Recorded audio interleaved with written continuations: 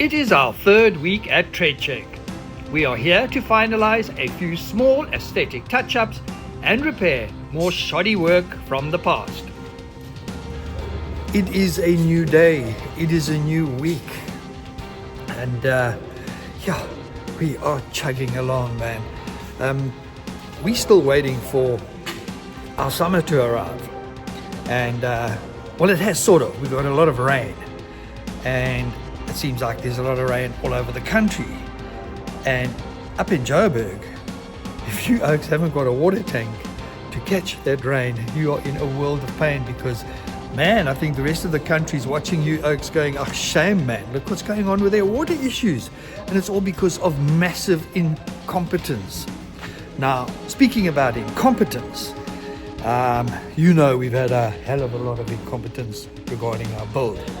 Well, after last week's episode, something else cropped up, and check this out. Last week, I showed you this shot of the bracket holding our solar panel in place on Meraai's roof. I received a voice note from a guy called Darius who lives in our area who watched the insert. He said he was deeply concerned that the brackets holding our solar panel in place were riveted to the roof, and that those rivets will pull out due to the force of the air as we travel along. And Darius also suggested that we use 6mm riv nuts to secure it in place. And when I spoke to Tyron from Trade Check, he said they were thinking pretty much along the same lines. So what is going to happen is Ant's already started to pop all the rivets and everything. Those are taken out, and we will be replacing it with good, solid anchor points, 6mm riv nuts.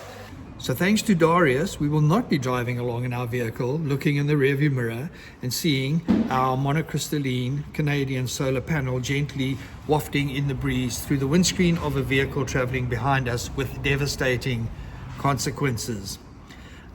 Just more incompetence due to the absolute lack of knowledge in the past. So thank goodness we saw that, and we are fixing it. Tell you what, we dodged that bullet. Darius, owe you, my butt. We owe you. Anthony has installed all of our stainless steel paddle locks. However, we are a few short, but we have a plan. When I bought these stainless steel paddle locks, the supplier only had 13 of them, and we actually needed, I think, 14, 15, about 16 or 17, maybe even 18 of them. So what we've done on, I think, 4 of our locks, we're doing a bit of a juke. So I went and bought some chrome spray paint, and those the ones that have rusted the least, we're giving them a little psh, and just so that they match up, and they're the ones that are not really in your face. So it's a good little compromise. When the painted locks are in place, they do not look half bad, and the aluminium hinges rounds things off nicely. I am very chuffed with the results. Here we have the long-awaited rubber guttering. This is the stuff I got from Imported All, and this cost just over $1,000, including duties and all that sort of thing. So it's quite thin, and it's got a sticky back on it, so I don't know if it's going to work, but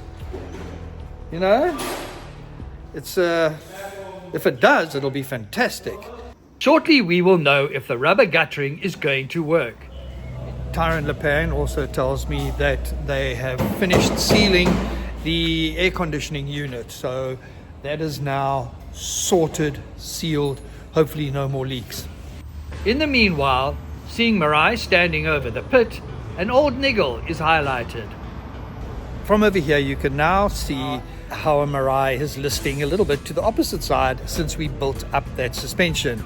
And I did mention it a few weeks ago, we're going to leave it like that and let it settle down and see if she straightens up. If not, then we'll just remove one of the spaces on the left side to bring her back up. Anthony has worked quickly, the locks are all sorted, and it is time to get back to those rubber gutters. When I arrived at the trade check this morning, I found this. and there's not much of it left.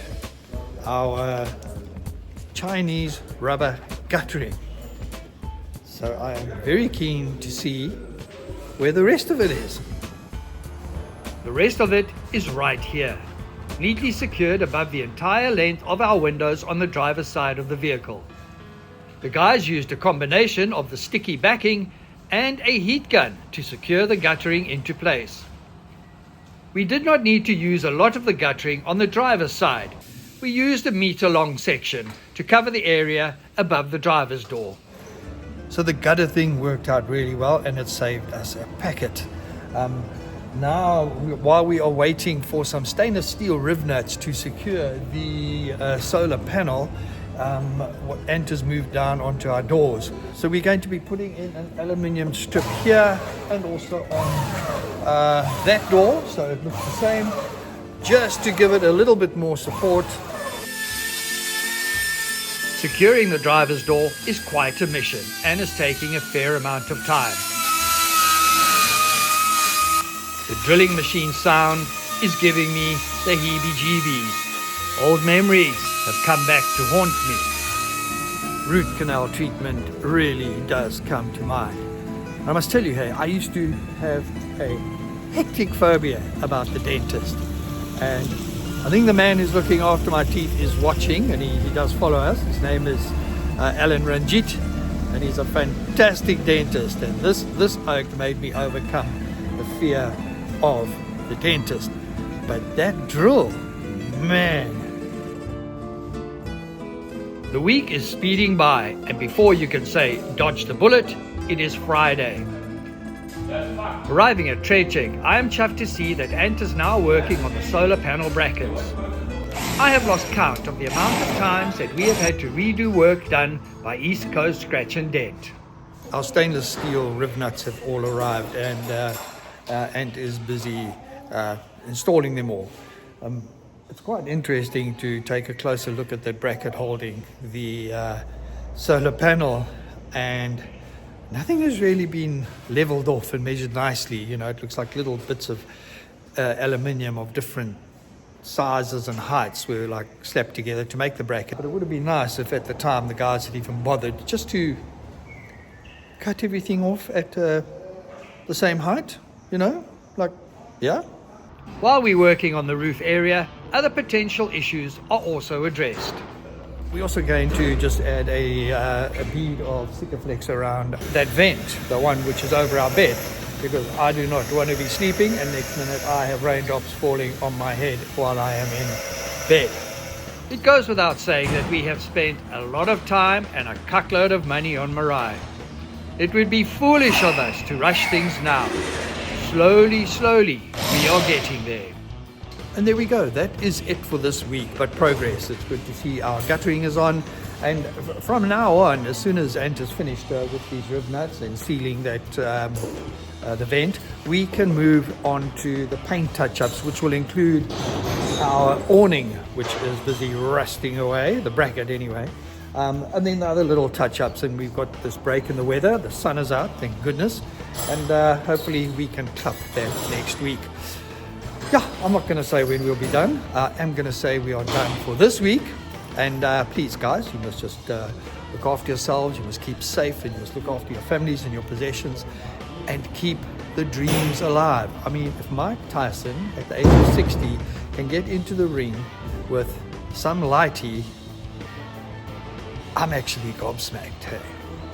I'm actually gobsmacked. I don't know if it's a dream or not, man, but to get pummeled for that amount of money, that's a dream. It's a dream. Keep your dreams alive, people. Keep them alive.